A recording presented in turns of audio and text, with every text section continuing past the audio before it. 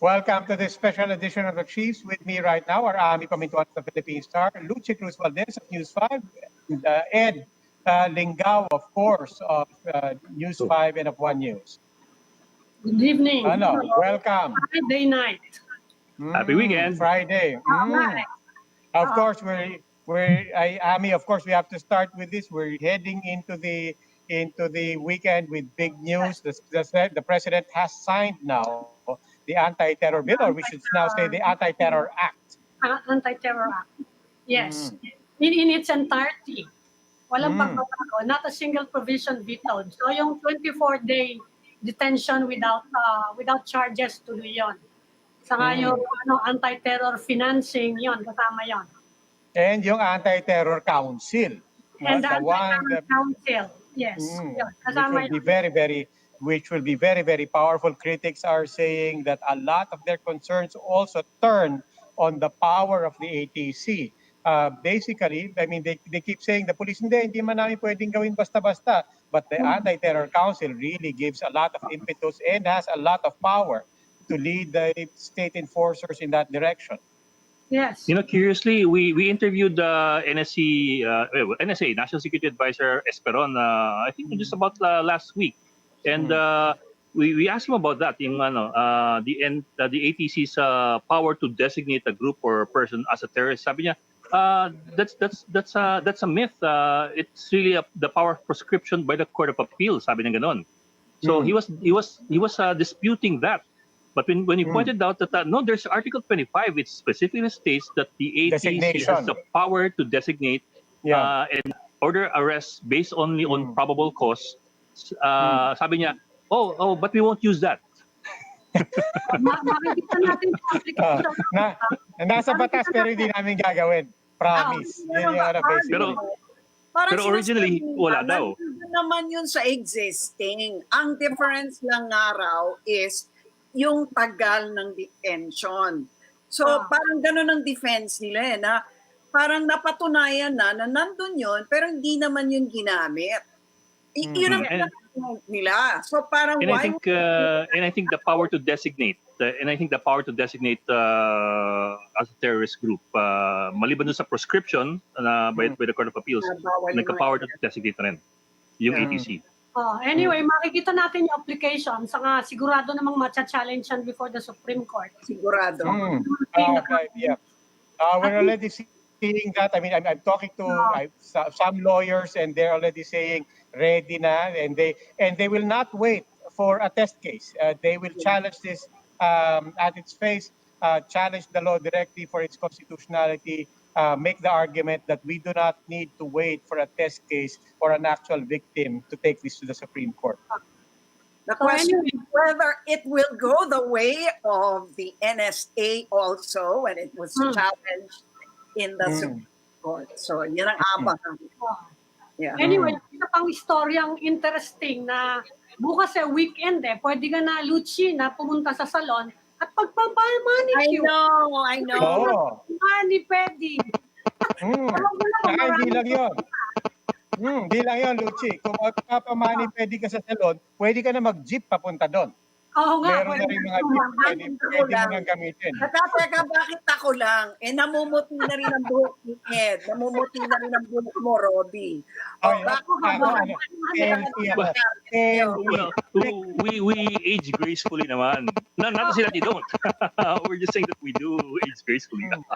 Ay, bibigyan daw ng mga incentive yung mga ganyang negosyo, no? Pero nagkakaroon yata ng may mga contentious issues dyan. Baka daw magkaroon ng unfair competition sa pagbibigay ng scheme negosyo. So siguro pwede na natin pasok yung ating Oo, sabi yan namin I mean, speaking of unfair competition. Ganda ng survey mo. From anti-terror to anti-competition. Because we did lead the introduction about, of course, we need to revive the economy. This is the first content here to this topic. Congress is tackling and proposing laws to help our businesses and the business climate. But there are some things being flagged about these proposals. And our guest for tonight is a Commissioner Johannes Bernabe of the Philippine Competition Commission. Good evening, Attorney Bernabe. Welcome to the Chiefs. Good evening. Thank you, Robbie. Yeah. Thank you, Mm. Robbie. Good evening, Ed, Lucy, Hi, and sir. Good evening. Okay. Now, Commissioner, we'll just go ahead and lay the context here. Yung proposal sa Senate and the House, it is intended to revive the economy, to help businesses, help other businesses. Ando na yung context na yon. But because limited yung time natin, we wanted to go straight to the concerns of the Philippine Competition Commission. We know just came out with a position paper on this. What exactly are your concerns about these proposals? well, thank you, Robbie. With regard to the bill in the House of Representatives, which was passed on third reading, this is called the Arise Bill, no? You're correct. We all support the economic stimulus package contained herein, but apparently during the passage of the bill, during plenary session in second reading, there were additional provisions inserted, which basically weakens or takes away the power of the Philippine Competition Commission to exercise its mandate for a period of 6 months, extendable for another 6 months, or a total of 1 year. So this means that if there are price fixing cartels, for instance, for alcohol products, hygiene products, we cannot um, file a statement of objection or a charge sheet against those who have committed such cartel behavior. Similarly, if there are mergers or acquisitions which take place within this 6 months to 12 months period, we cannot uh, proceed to issue a statement of concerns that is equivalent to a decision which would say recommend the blocking or the imposition of conditions or remedies to address competition concerns in these mergers or acquisitions. So some people are saying that the commission is being emasculated and it has been targeted by these particular provisions which seek to limit the exercise of PCC's mandate for a year. Hey, Commissioner, I mean, some people are saying emasculated. You use the word weaken. Yesterday, we were talking to Congressman Ron Salo. Is it an oversimplification to say that, look, let's call a spade a spade? This is essentially saying for 6 months, extendable to 1 year, it's effectively suspending the powers of the PCC. Is that an oversimplification? I wouldn't say it's an oversimplification because some of the authors of the bill would say that, well, the PCC can still conduct investigations into alleged cartel behavior or price fixing or abuse of dominant position in certain markets. We can still conduct reviews of mergers. But the thing is, what good is an investigation? What good is a review if at the end of the day, you cannot come up with a charge sheet, a complaint against these entities who are committing such cartel-like behavior or who may be engaging in anti-competitive mergers. Okay. So, I mean, Commissioner, essentially, very there's quick, no very, scope very, for us to yeah, decide. very quickly lang. I mean, in layman's terms, what is it saying? Is it in layman's terms, basically ba tama pagkaintindi ko? It's basically saying PCC for the next 6 months and maybe extendable to 1 year. Tahimik muna kayo ha. I mean, kasi marami kailangan mag-merger, may marami kailangan salbahin.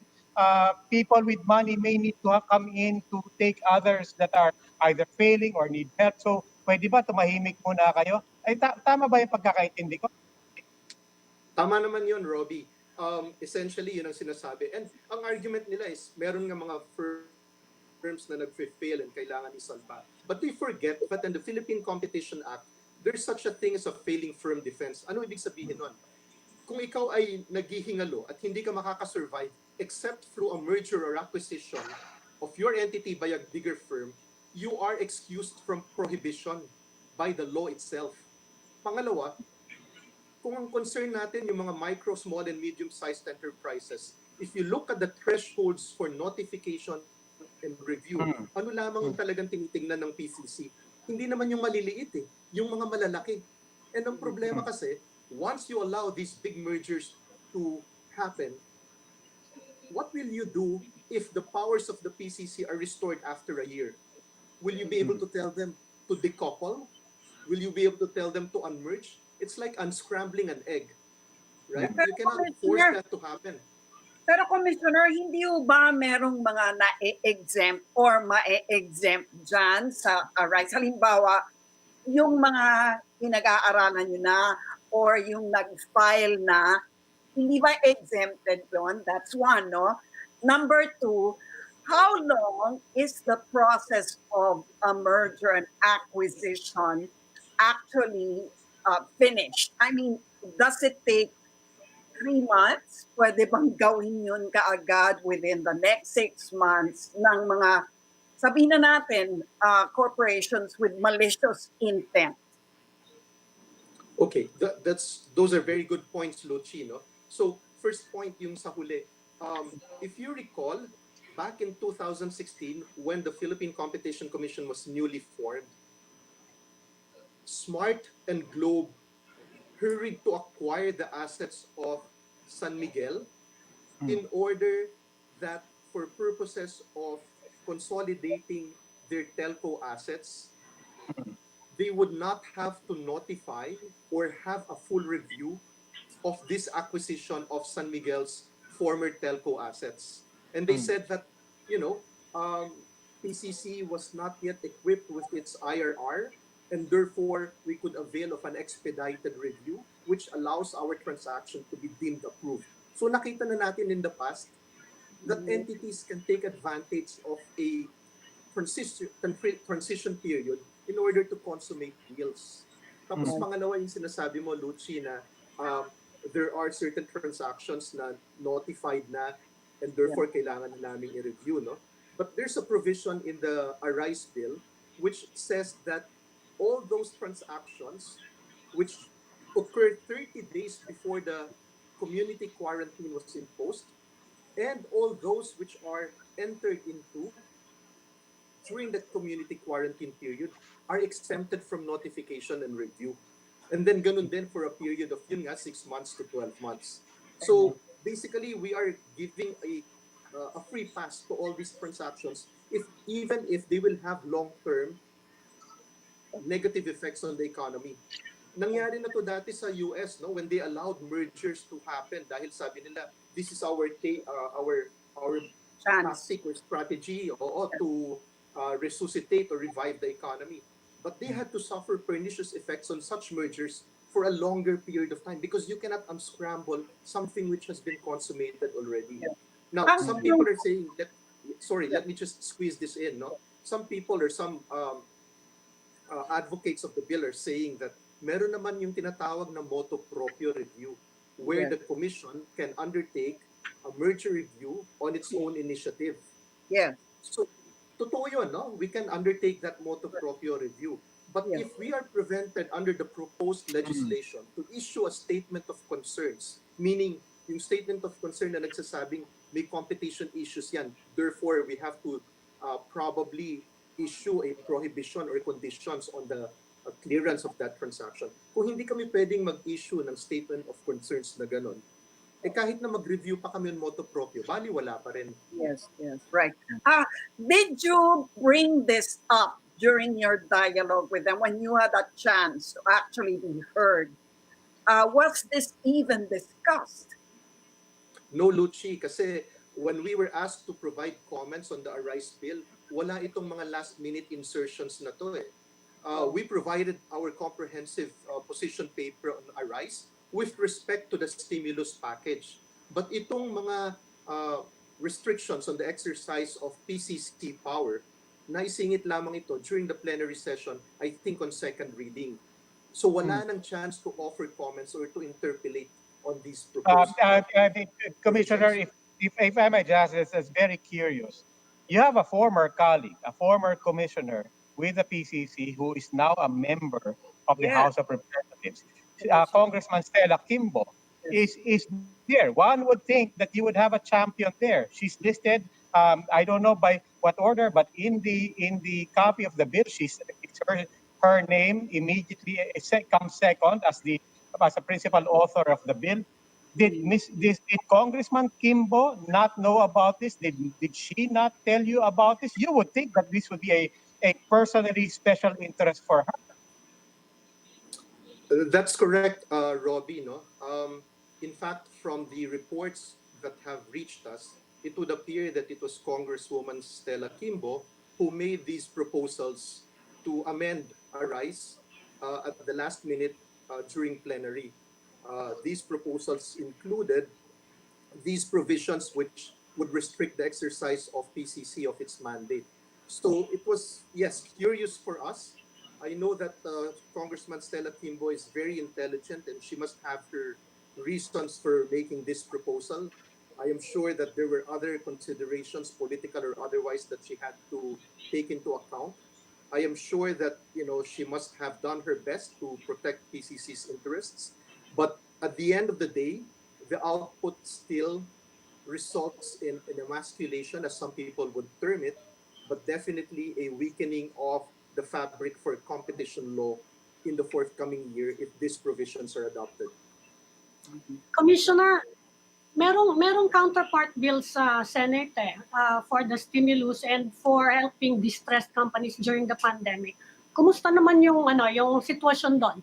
Meron din bang mga last minute insertions that you are worried about? Because marami nagsasabi rin na yung mga defenders na, sabi nila kailangan daw na proteksyonan yung mga local companies and you know the arguments. Kumusta naman yung sitwasyon sa Senate? Well, Senator Sonny Angara has asked for our comments early enough as chairman of the Committee on Finance. Dahil karamihan dito sa provisions relate naman sa economic stimulus package, no? Yes. And from what we see as what is probably percolating or evolving from the different drafts, there might be a provision there where Land Bank and DBP will create a special or super investment or holding company which will be allowed to acquire or merge with other entities Yes. for a period of 3 years, if I'm not mistaken, and these acquisitions would be exempted from notification or review. Now, this is a little bit of a concern, no? Because the budget for these mergers and acquisitions of the special investment company is about 35 billion. So if you look at it in terms of maybe 10 transactions that will be entered into over the next 3 years, then you have potentially 10 transactions which ought to be reviewed and may not be subjected to that kind of competition scrutiny. The position paper we have submitted requests that, similar to the third telco selection process, where we were invited to provide comments on competition issues, so that the review itself or ensuring that competition disciplines are observed are front-loaded. They're taken on board in the terms of reference itself. Okay. Now, it depends on, of course, the Senate whether they will take on board our position and our proposal for this. Para naman, if in the end magkaroon ng competition issue, meron ng dambuhalang merger or acquisition na mangyari, hindi naman masabi that PCC was sleeping on its job. That we provided inputs lamang, hindi tinake on board. No? So we're hoping that siguro, Commissioner, will be adopted. Yes, I'm siguro, sorry. Commissioner, magre-resonate yung concern. You raised concern about several points in the bills of both the House and the Senate. Siguro magre-resonate kung malalaman ng mga tao kung ano impact nun sa consumer. Kung mababawasan ang competitive environment ng ating mga negosyo and people will take advantage of the pandemic to do this. Anong magiging impact nun sa consumer? Yung mga nanonood ngayon, anong relevance nun sa buhay namin? Nila? Yes. Tayong lahat, Amy, no? Yeah. Halimbawa, dito na lang, kung itong power ng commission para maglabas ng statement of objections or charge sheet laban dun sa mga nagko-commit ng price fixing, let's say sa sabon, sa alcohol, face masks, yung mga yon, kahit nahabulin namin, hindi namin pwedeng idemanda. Baliwala yung investigasyon na gagawin natin. Sinong matutuwa sa ganong sitwasyon? Kung tayong mga consumer, wala tayong matakbuhan ngayon, kitang-kita natin na may nangyayaring price fixing. Sino yung nalulugi? Hindi ba tayo mga consumers? Ganon din pag hinayaan natin yung malalaking mergers or acquisitions. Paano ang mangyayari kung itong mga malalaki magre-resulta sa duopoly or monopoly na pwedeng sila lamang ang mag-set ng prices or ng kalidad at choices ng ating mga consumers. So we, the consumers, will be the ones deprived of choice, of lower prices, and good quality products.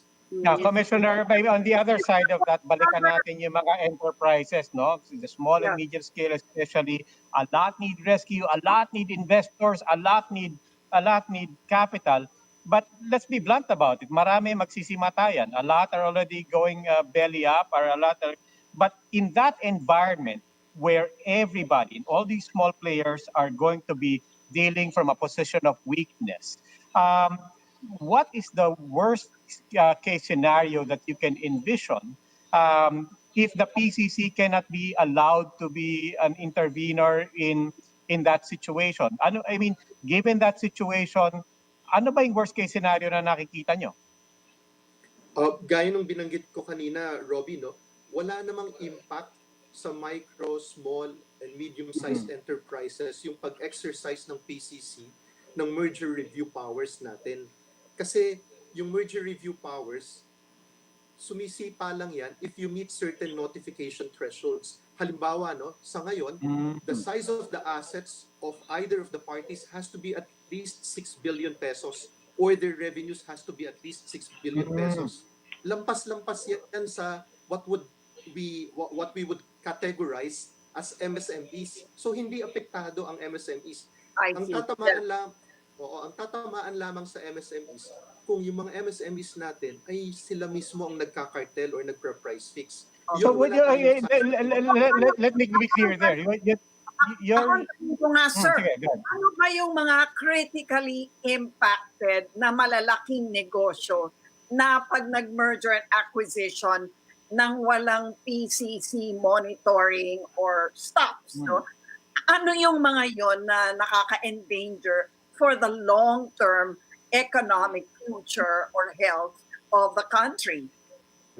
So halimbawa doon sa ating mga public services, no?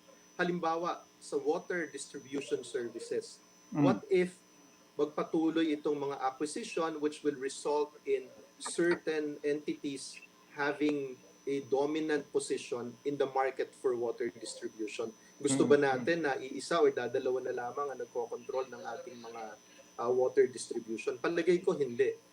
In the same way, ganun din for certain other public services. Hindi natin masasabi, no? Halimbawa, itong dalawang malaking telecoms ngayon, what if they acquire Converge as as a broadband supplier? Diba? So, it will kill off maverick competition.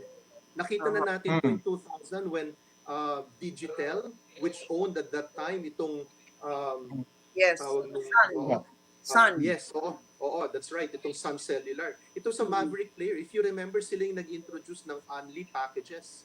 Wala naman ng Smart at Globe na ng Only eh. Yes. Sun ang mayroon ganon because they're a Maverick player. They were trying to get customers and the way that they did that is by offering low prices to consumers. That's the kind of competitive environment that we will lose out on. Commissioner, let me just be more explicit to one thing that you said. You're saying, actually, kung maliit ka na player and you have a small business, even medium scale, you don't have to worry about this limiting your options.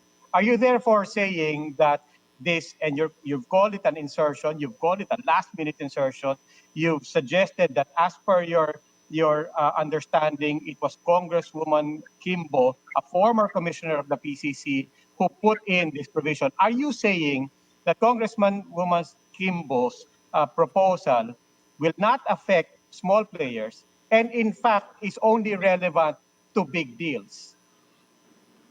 Okay, let me clarify, no? Dalawa kasi yung tinatamaan na mandato ng PCC dito eh. One is our power to charge entities which commit cartels or price fixing or abusive conduct of their market power. That's the first one. Okay.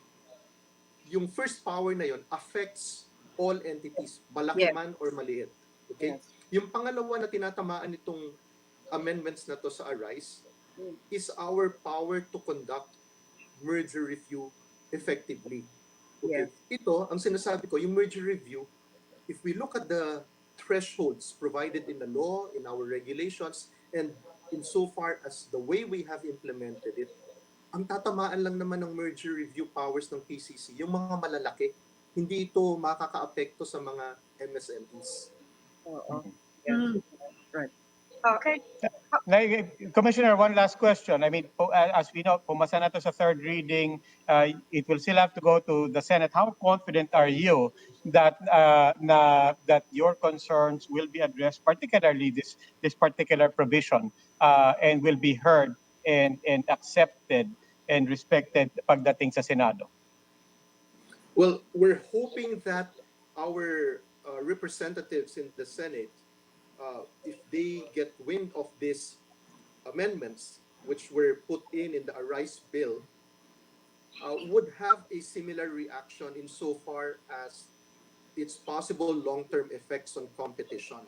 We may be trying to fix short-term problems by trying to excuse or relieve PCC from the exercise of its mandate for a limited period of time.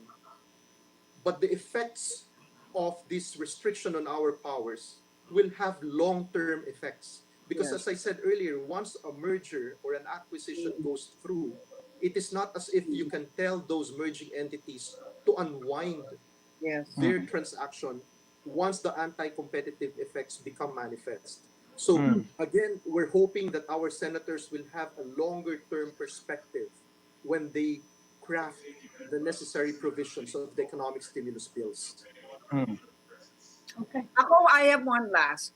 Can you find any reason at all for why they would even put a stop to, PCC's power to review burgeoning mergers and acquisitions in the next 6 months to 1 year?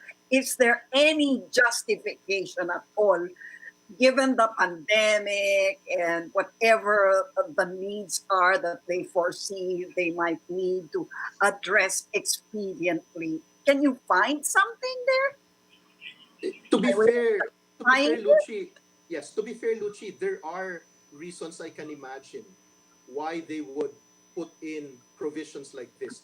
They want to restart the economy. They want firms to consolidate and become stronger to be able to withstand the effects of this Okay. community quarantine. So, Yeah.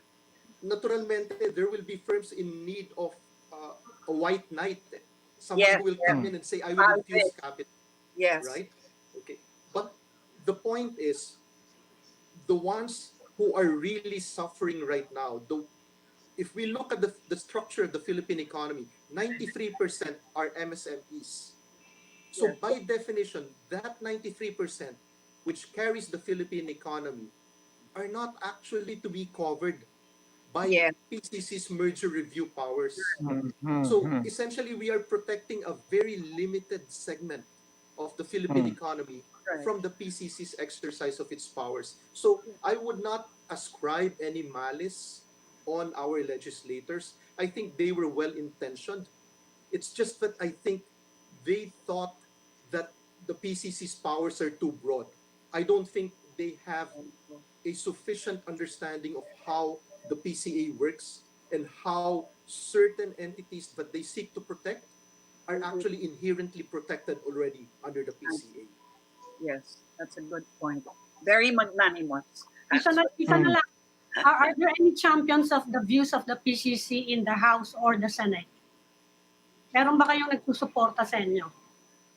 Well, we're hoping that certain senators who are familiar with competition law and disciplines, like Senator Win Gatchalian, Senator Sani Angara, Senator Frank Drilon, those who were part of the previous Congress and the previous Senate, who were part of the enactment of this law and understand it, I think they would have some sympathy for what we are trying to say.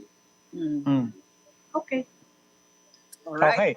Commissioner Johannes Bernabe, maraming salamat po. And before we go to break, we do have to make mention, her name came up, but it was really in the context of her particular position as a former commissioner of the PCC and now a member and a principal author of this law, of this proposal that we've talked about. We do just have to mention that we did reach out and we did invite Congresswoman Stella Kimbo to this show. Unfortunately, she did not respond. Please stay right there. The chiefs will be right back.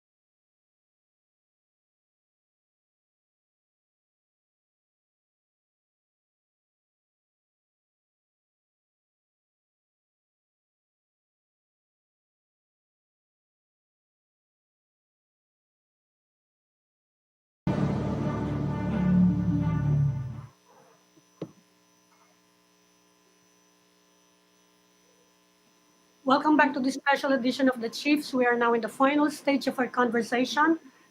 And joining us are two members of the Mass Appeal Choir, Mr. Ding Dong Eduque, who is the choir head and one of the founders, and songwriter Miss Trina Bellarmide. Good evening, Miss Bellarmide. Good evening. Welcome. Hi, everyone. Good Good evening. evening pa. Yes. Since 2015, you've been holding mass.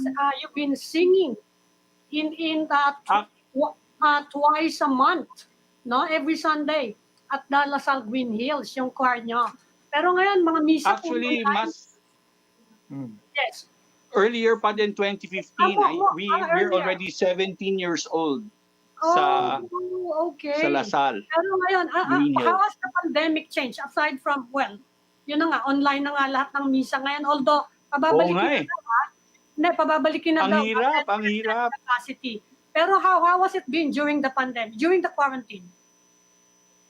Ay hindi kami makakanta sa simbahan. We miss it so much. But you were singing online, di Kaya ba? ganito na lang kami, kahit man lang virtually, Yes. nakakakanta naman kami sabay-sabay. Right, Trina? Yeah, yung ang Mass Appeal, like all other choirs, syempre, wala kaming magawa kasi high risk ang transmission ng COVID for choirs. Kasi pag kumakanta ang mga tao tapos tabi-tabi, yung merong aspiration, yung merong breath involved, kanyan. So talagang it's out of the question for any choirs to sing together at this time. So ang ginagawa ng maraming mga choirs ngayon, yung tinatawag na mga virtual choir projects na actually ang nangyayari, parang kakanta ka na lang from your own house, tapos ire-record mo, at syempre, i-mix na lang ng whoever, tapos i-edit yung mga video. So the experience is totally different. It's not exactly choral singing, but it's the best that we can do for now. Yes, and Trina, the reason we invited you here is because there is a special occasion. It's the 25th anniversary, Luchi. Tingnan natin kung natatandaan nyo to. But Or, it's the 25th Siyempre naman. anniversary of the Tell the World of His Love. Yes. That was the song for Pope Yes. John Paul II when he visited the Philippines in 1995. I was in grade school. Luchi was Oh my covering God, it. really? Invento Ay, niya. ako rin. Hindi, Ako invento. rin. No, but let's start Nasa first. prepa pa lang ako. Welcome Yeah, another but- guest. Si but- Director Paulo D. Let's welcome him first. Good evening, Mr. D. Hi, good evening, everyone. Ikaw? Ayan, si Direk. Si Director. Hi, Pao. But let's get straight to this. Trina, people might not know. Everybody who's now saying, oh, alam ko yung song na yan. That's thanks to Trina. Trina composed that song. yeah. That's Baka right. naman pwede I know sample that. Very, very nice. para maipaalala natin sa mga nanonood. Ako na lang kakanta. Ako na lang. Sige na. Ito ba yan? Naalala mo pa? Sabay mo yung... Of course. Sige Let na. us tell the world of its love, the greatest love we ever know. Yes. Uy, yeah. Yes. Director, paano kayo nagpa-practice ngayon? Kasi virtual daw yung ano. Are you still practicing? Are you able to practice? Nakakatawa. I've had ang dami-dami na pong shoots na nangyayari na kung work from home yung corporate, work from home din po kami. Yung maraming mga shoots na ngayon naman lahat tayo may cellphones na maganda na yung resolution. So minsan shoot ako ng mga videos, mga commercials na sila na rin sarili nag-shoot ng ano. And yun, lahat po work from home na po. Ganun na po yung new normal. Tapos ngayon, the industry is trying to get a safe way to get back to work daw po. Okay. So, Tapos yan ang new nung skill ano? ng mga singers ngayon. Bukod sa pagkanta, nagiging cameraman na rin kami, nagiging lighting director na rin kami. Lahat kailangan alam mo gawin. Kasi kakanta ka, i-video mo yung sarili mo, ipapadala mo yung file mo. Ayan. Tapos yung mga taong katulad ni Paolo, yung mga si Aji, yung aming taga-mix ng mga boses namin. So iba talaga. So this is a period of learning new skills. Everybody's learning new skills. Okay, so it's the anniversary of the song. At the same time, this is obviously the kind of time where we need that kind of song to uplift our spirits. How are we marking the 25th anniversary of Tell the World of His Love? Well, eto, naisip nung choir na maglabas ng bagong version ng Tell the World of His Love. And because, the message of the song is, it carries naman up to this time, no? But sabi nung mga choir mates ko, nag-suggest sila, baka pwede mong dagdagan ng isa pang verse kasi para mas maging relatable, di ba? Kasi ang Tell the World of His Love, as we know, people associated with a happy time in our history, yung pagdalaw ni Pope John Paul II, and then kahit noong 2015, nung dumalaw si Pope Francis, lahat tayo medyo maligaya yung ating mga experience noon. But now, we are undergoing, ang hirap ng mga panahon ngayon, lahat tayo nagsa-struggle, yung malalim ang kalungkutan sa mga tao. So, but, our frontliners, sila tuloy-tuloy pa rin ang pagtulong nila sa mga tao. And they are the ones who are able to bring the message of love, of God's love to everybody. So, this is really a tribute to our frontliners, yung mga volunteers, because they are able to bring that message of love to everybody. And hopefully, lahat tayo ma-inspire din tayo to do the same thing. Kasi pag sa mga ganitong panahon, that's really the only way we can cope is to help other people ourselves. And ayun, hopefully, when we shine the light in the darkness that is all this chaos, hopefully that light bounces back also. And yun, sana maging, alam mo yun, para magkaroon ng momentum at that's all we can really do right now. So this is tribute talaga to sa ating mga frontliners at nagpapasalamat tayo sa kanilang lahat. Sample tayo, sample. Sample tayo. Para hindi si Luchi yung version na nahuli natin narinig. Flash memory, wag. Sige. I think we have the video. Go ahead. Okay.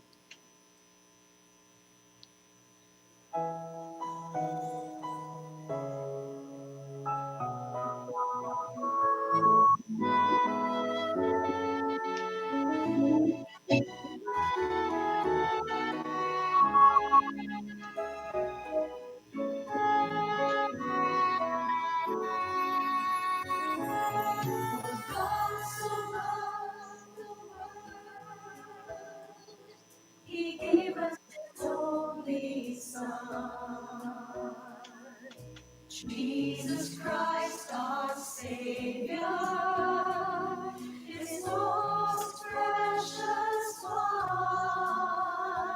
He has sent us His message of love and sends those who hear to bring the message to everyone in a voice loud and clear. Let us tell the world of His love, the greatest love the world has known. Search the world for those who have walked astray and lead them home. Fill the world's darkest corners with His light from above. Walk every step, every mile, every road, and tell the world of His love. Okay, game na. Beautiful. Ang ganda. Yeah. Mm. Okay. Ding Dong and Direk, maybe you could give us an idea how hard was this to put together? Maybe on one side, on the offline side, just getting the logistics and talking to people, and then on the online side, how hard is it to stitch something like this together? The brunt of the difficulty lies with the one who edited the whole thing. So, Paolo, ikaw nang sumagot nun. So ayun, I was working with my wife, Kathy Azanza, no, who's the one who's actually part of the choir. So I'm kind of like the choir-in-law. So they asked me to help out on this, and then she and the whole choir, we're gonna call this like a crowdsourced or even like love sourced. No? So the people who wanted to share this message of love sent in photos, videos, and all these things. Tapos we put it together na in a nice way. Yung mga kids nagpadala ng mga photos, yung mga frontliners nagpadala ng mga videos. Tsaka yung mga mismong members of the choir also, meron din silang sariling mga activities that they were trying to get into, trying to help feed the frontliners and so on. All those documentation pinadala din po nila sa amin. And then we try to put together and weave it together as a nice message of precisely that, the spirit of the 1995 Tell the World of His Love is now present today, transformed into something maybe even more deep, no? Kasi it's the times of trouble that will be the greatest opportunity for us to show love to each other, I think, no? Right. Well, in relation to that, Miss Trina, are you working on new songs inspired by the pandemic? Na-inspire ka ba to write more songs during this crisis? Well, I actually have not been writing that many songs, pero ang inaasikaso ko ngayon is my catalog of songs. Speaking about, learning new skills, I have a YouTube channel and I'm also producing songs. I'm trying to put together songs, and kasi ngayon ang online content sobrang mabenta, di ba? Parang every artist needs to sort of establish their online presence. So I am no different. I am like many other artists. So meron akong YouTube channel. Please subscribe to my YouTube channel. So naging plugging tuloy. But that's what I'm doing, and that's what many other artists are doing. Parang yung online presence namin, tinatry namin i-beef up. I will eventually also write songs, collaborate. So yung mga artists ngayon, ang daming ginagawa. They're trying to figure out how to perform together. Merong tinatawag na, maraming mga apps na de-develop, trying to discover kung kaya ba mag-synchronize ng performances live, kung mabilis ang internet mo. So, ang daming mga ganon. But in the meantime, singers in particular are trying to learn how to record themselves. Like Paolo said, minsan kahit telepono lang, maganda yung quality ng mic. And then, people who are like Aji Manalo, who did the mixing of our track, siya naman yung naglatag ng audio na madugo rin, mahirap din gawin. But after natapos yun, pinasa namin kay Paolo yung audio track, and he was the one who put things together. Yung conceptualization, our friends Mon and Popo and Thad, yung storya ng Tell the World of His Love from 1995, and then yung second half no, na hindi na natin nakita is about today, like the pandemic and the frontliners. Doon natin makikita yung new verse, so present day, yung message ng telling the world of His love through our good works. So doon nila makikita sa ano. Yeah. Trina, the second part of the old version, no, the original version, Right. was our Lord, our Savior, our King, Emmanuel, Prince. Wow, you know that too. No, I'm reading it, to be fair. No, I'm reading it. That's the Christmas version. But I want to know how you change the lyrics to reflect the times precisely. And I guess honor the frontliners. How did it go? Kasi hindi na nga natin pakinggan, no? But well, it's kind of highly. I just actually tried to think of the message na, yun nga, parang it's about bringing out. Parang I had to establish that ibang panahon ngayon. So I started with in times of trouble, in these times na ano how does it go? So I had to think of ano yung current setting. So I had to put on my professional songwriter hat. And it's very technical. There are 8 lines. The melody is already given. And then I had to make sure na papasok lahat ng words dun sa bawat melody because I didn't have time to teach the choir kasi hindi nga kami nagkikita-kita. So may pyesa na sila. So nag-isip na ako ng words na pasok every syllable. And then I had to, and para itali ko, kailangan sumunod smoothly to let us tell the world of His love. So I had to say, sabi ko yun, parang may hopefully the hungry, the sick, and the poor be blessed day by day and know the love of the Father through those who walk in His ways. Okay, now Mr. Eduque, how hard Yes. was putting everything together given social distancing tayo? How many places were there? People were in how many locations? And how did you do that? Gaya na nga sabi ni Trina, you had to teach everybody the song and so on. What were the difficulties as the head of the choir? Well, what happened was Trina arranged the vocals already. So nasa pyesa. And then each one of us was forwarded the arrangement, the vocal arrangement. So we all had to learn it individually. And then after learning it, we all had to record and video ourselves singing our own parts. So that was the hard part, the learning by yourself. But you know what I found also difficult was technicals. The technicals was trying to capture the best sound possible because some of us don't have the best acoustics. So that was one of the technical things we had to consider. Yes. But just like what we're doing now, Kasi kami, with the help of technology.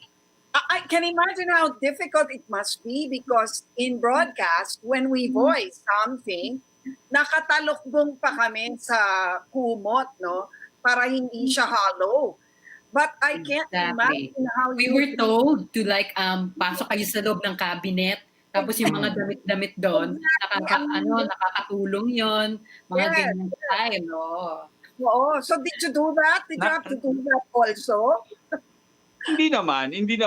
Well, maybe some, I don't know. Not for me, but it was quite uncomfortable. Medyo mahirap talaga kasi medyo nakaka-conscious kasi sarili mo lang boses ang nadidinig at hindi mo nadidinig yung harmony ng iba. Yes. That's the difficult part. Kasi choral singing is really about listening to your choir mates and adjusting to it. If you can't hear anybody, you're kanya-kanya kayo, ang hirap pagsabay-sabay. Pati yung mga S's, yung mga hinga, mahirap isabay. So you know, it is what it is. It's not perfect, but hopefully there's a lot of heart in it. Every singer tried to sing it. Like Paulo, di ba? Paulo, it's supposed to be a choir and yet kita mo everybody's disjointed, everybody's in their own little square box. hiwa-hiwalay. I mean, beyond stitching this together and synchronizing, as the final storyteller vetting this, you have to somehow create, you have to make people forget na hindi magkakasama tong mga to. I mean, what did you have to consider in stitching this together as a storyteller to make people still experience a choir when there is no choir? Isn't that such a nice metaphor for what's happening nowadays, though? Na we're all in separate places, and somehow we still have to put together as some sort of working society or working method, no?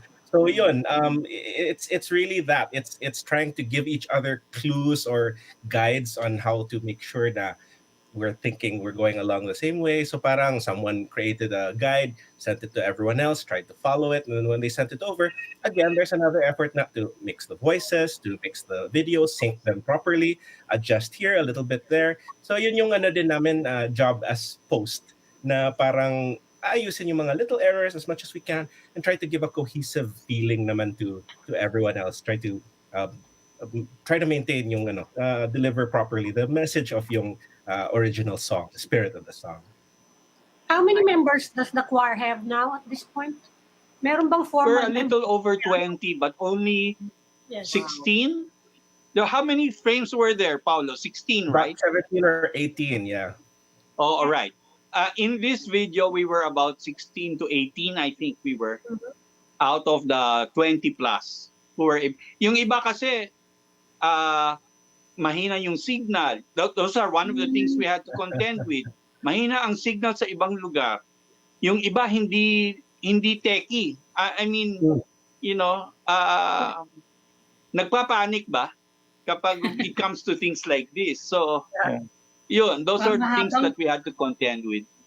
Yeah, mahabang process ang dinaanan nitong project na to. This actually started in April, like end of April. Originally nga, I wasn't on board. Last minute na lang din ako pumasok. Even Kathy, the soprano, who is married to Paolo, also came in a little late.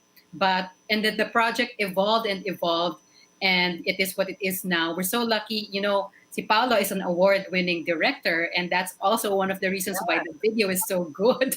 Sabi namin, buti na lang pumasok si Paolo, and he's and Paolo is also a pilgrim. He also experienced World Youth Day in 1995. So merong siguro may special because the song is special to him. I think it showed in the way he treated the video. So that's a plus for us. Yeah. Now, in any case, the video is on. Nakatulong din yung support ng ibang kaibigan namin na mas popular, more famous, like sina Mr. C, si Martin Rivera, si Gary Valenciano, si Lea Salonga. Can you imagine? They gave us the support. And all the more we were inspired to work at this. So because thanks to telling them. the world of His love is not just yung mga when we say frontliners, it also means the volunteers, yung mga nagpapakain sa mga yung mga nagra-raise ng funds, everybody who is helping in any way through these hard times is telling the world of His love because merong nagbe-benefit from those effort, and that's when you feel God's presence even in these hard times. So yun, that's what this whole video, and that's the message of this song. Okay, now in the meantime, if people, of course, want to see this video, they can just search for it, I guess, on YouTube and also on Facebook videos. Just search for it, tell the world of His love, lalabas po yung video na yan. You can watch it. By all means, please share the message of the song, share the spirit of the song as well. And congratulations on your anniversary, Mr. Ding. Thank you. Mr. Ding Dong. Congratulations to Trina. Yes. Thank you. The song is really bigger than anybody kasi kaya siya naging ganun kalaki dahil sa mga tao na palaging nagsishare, yung mga tao na who have found it so special and made it special. It's like the gift that keeps on giving. So we're all blessed with a gift like that. So thank you for having us here. Thank you, Ms. Trina Bellarmide, Mr. Ding Dong Educa, and Mr. Paulo D. Thank you for joining the Chiefs. God bless you. Thank you. Maraming salamat po. Okay. Bye-bye. And okay, that's a wrap for tonight. You can also catch One News on the Signal Play app. Register for a free account now at www.signalplay.com and stream One News live anytime, anywhere. That will be all for this special edition of the Chiefs. We hope what was discussed here will keep the conversation going. I'm Ami Paminton of the Philippine Star. I'm Lucy Cruz Valdez of News 5. I'm Robbie Alampay, and we are One News.